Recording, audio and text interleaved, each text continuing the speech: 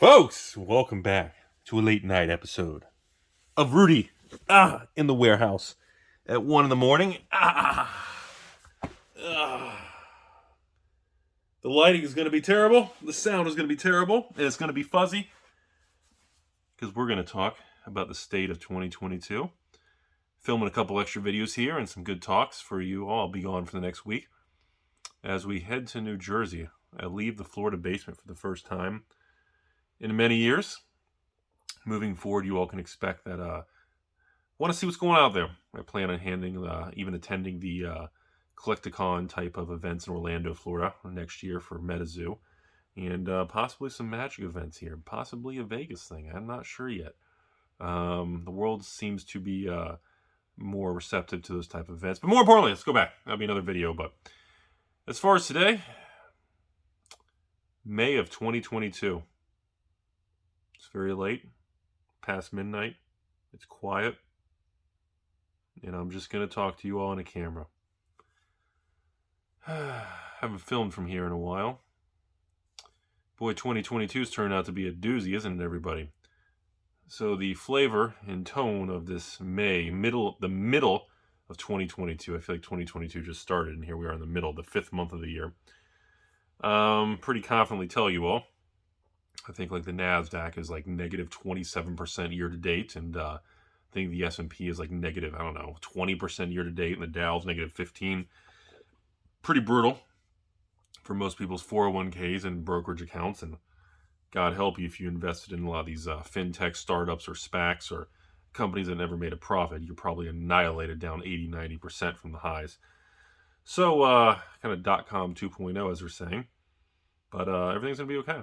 I think, I've been thinking about quite a bit of all this stuff and looking at the market as a whole. And obviously I'm down pretty substantially in my equity stock holdings.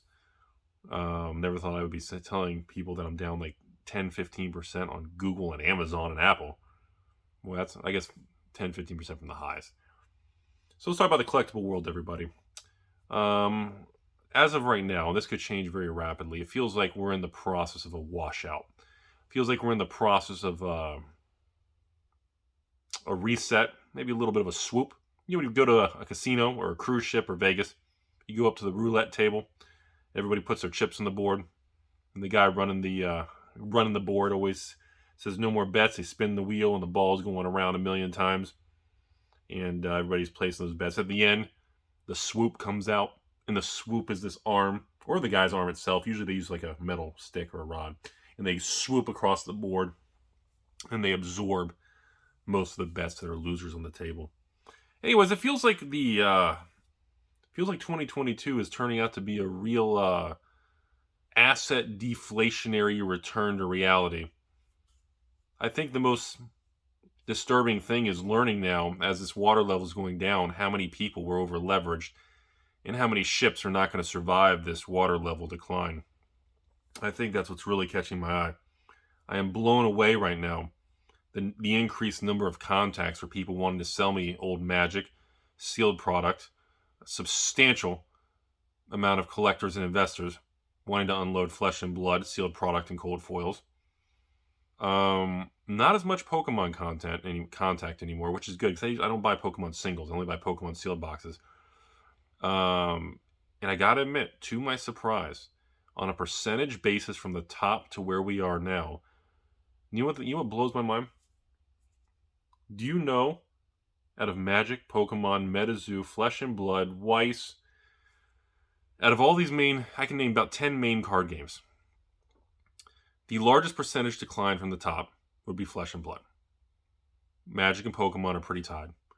The least percentage declining asset class in collectibles is MetaZoo. Unfucking believable. I would have never predicted that. From the highest price of Nightfall at, $225 a box, or first edition box, $900 or something, $950 at the high, and seeing, these things only down 10-20% for a new card game from the high, with the macro headwinds that we are getting punched in the face with, is astonishing. Astonishing. Even like looking at the price of like Rudy promo cards on the secondary market for MetaZoo, and just spell books, and accessories, non-booster box items in MetaZoo. Blows my mind how well they're holding up. And I don't know if it's because those people just refuse to sell because they love it so much, or it's just there's just not much out there. It blows my mind. Magic's also doing quite well. Magic's holding up very well right now. I'm very surprised by that. I thought we would see a lot more downtick reset in the Kamigawa and Streets of Capenna product prices. And 2022 Magic products are holding their own very well. 2021 anything, whether it's a new fintech or equity on the stock market from 2021 that went public last year, or in the big boom and bust of all these tech bubbles and tech companies that are terribly unprofitable. And even Magic products from 2021 with Adventures Forgotten Realm, Midnight Hunt, Crimson Vow, even Strixhaven showing a lot of weakness. We're seeing a lot of weakness in all 2021 products, which is interesting because, I discussed on this channel for a long period of time how I felt 2020 era Magic products were the golden goose, man. Bee's knees, 2 B's. 2020 era Magic product, I've been preaching on this channel for a long time, is where you want your capital at. And when I say 2020 era product, Throne of Eldraine, Theros Beyond Death, Ikoria, honestly, even Zendikar Rising. Even, Call Time's kind of into the 2021, kind of Q1 2021, but, 2020 era products are just, that's where people want to be.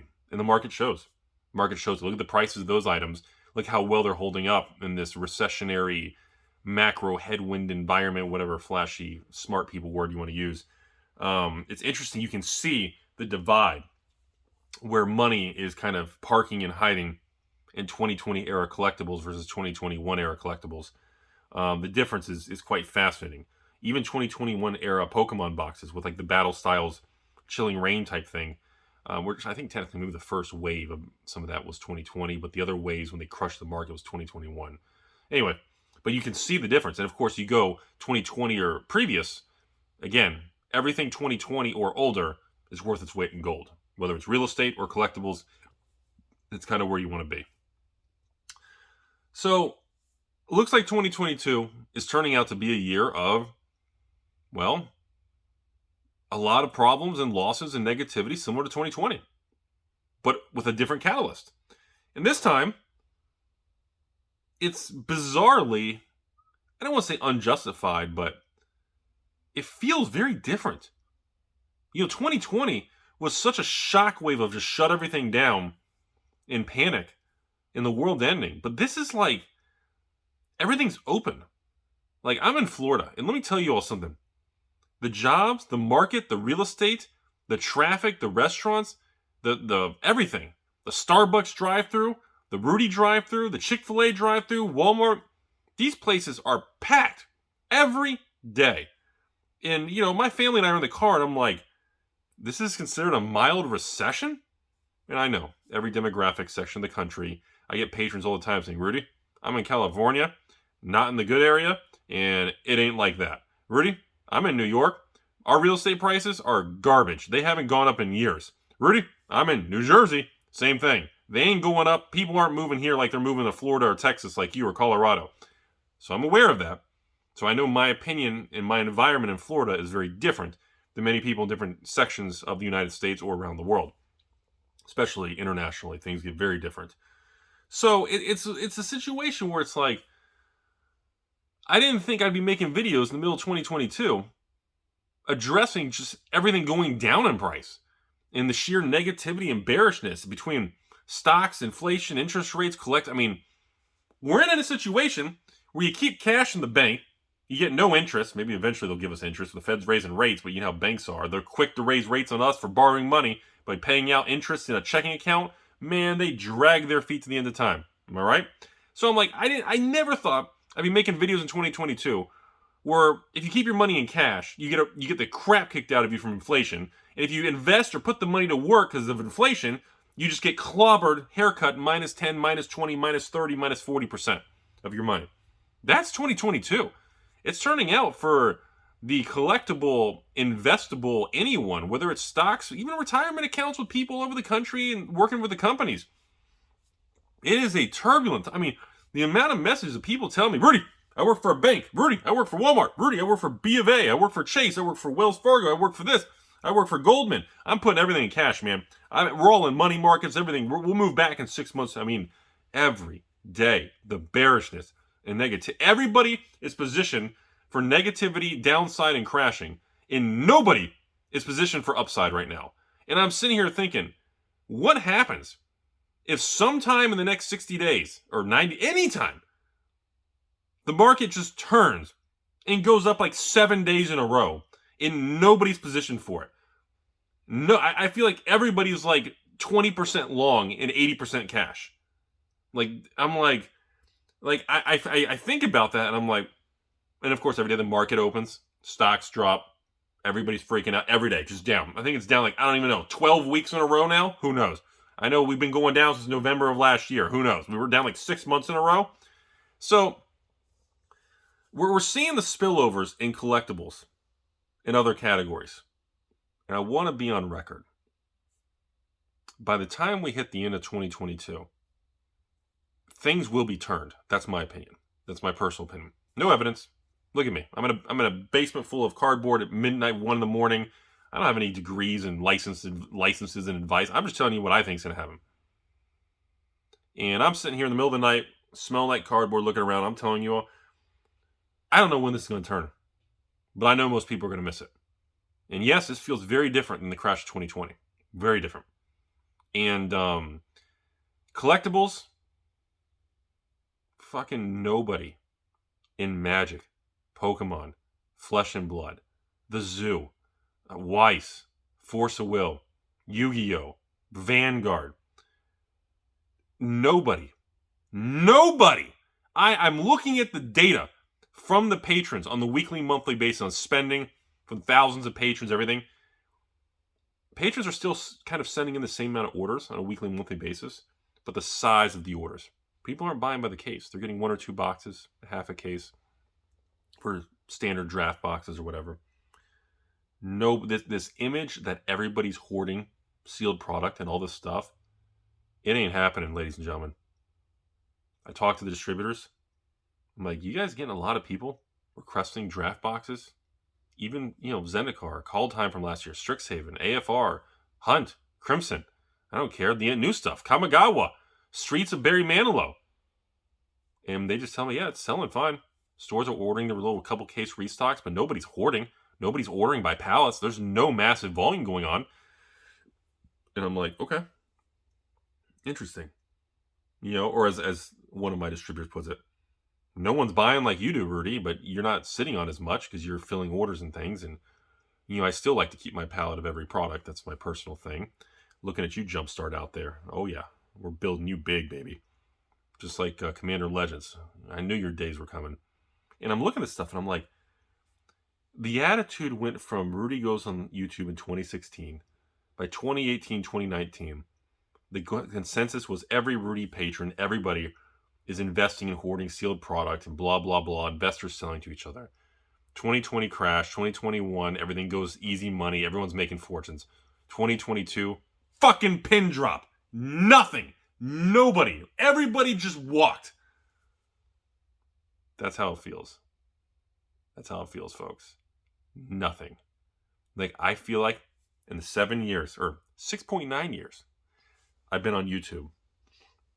Since 2016, I've been on YouTube. I have to admit, right now, I believe we are in a situation where the least amount of people are hoarding sealed product of Magic, Pokemon, Flesh and Blood, MetaZoo. I mean, even like Weiss, Force of Will, like even the non-top 3 card games. I feel like we are at levels now, similar to the stock market, similar to equity markets. People aren't buying the dip right now. The stocks aren't going to open whenever you watch this video. The market's probably down. Whenever you watch this video, I'm sure the market's at a new annual low, whatever.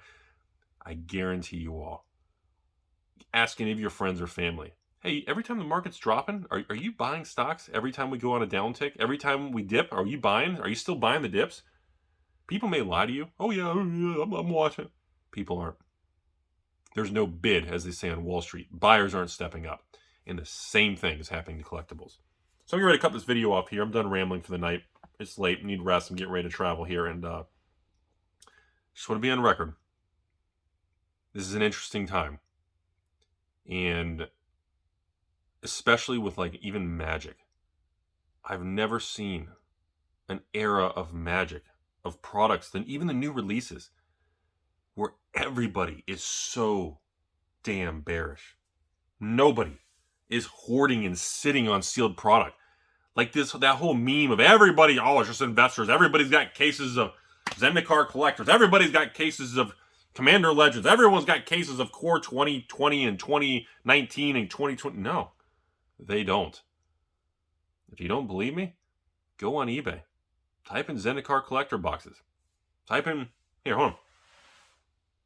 Type in Core 2020 cases. Type in Ravnica Allegiance cases. Guilds of Ravnica cases. War of the Spark cases. Amon Kitty Cat, Amon Cat booster boxes. Hour of Devastation. Core 2019. Hang on. Kaladesh. Aether Revolt. You don't blame me? Look online. Look how many are for sale. The amount of these things that are for sale is so pathetic. Here. Theros Beyond Death draft boxes. Theros Beyond Death collector boxes. Whatever happened to that? Theros collector boxes were dog shit. I ran a sale to the page for $159 shipped for Theros collector boxes. And even then, I was ridiculed online by other YouTubers and people online. Oh, Rudy's dumping Theros collector boxes for $159. Every patron's supposed to pay on a credit card, get their cash back. Their cost base should be $157. What's a Theros collector box today? Double?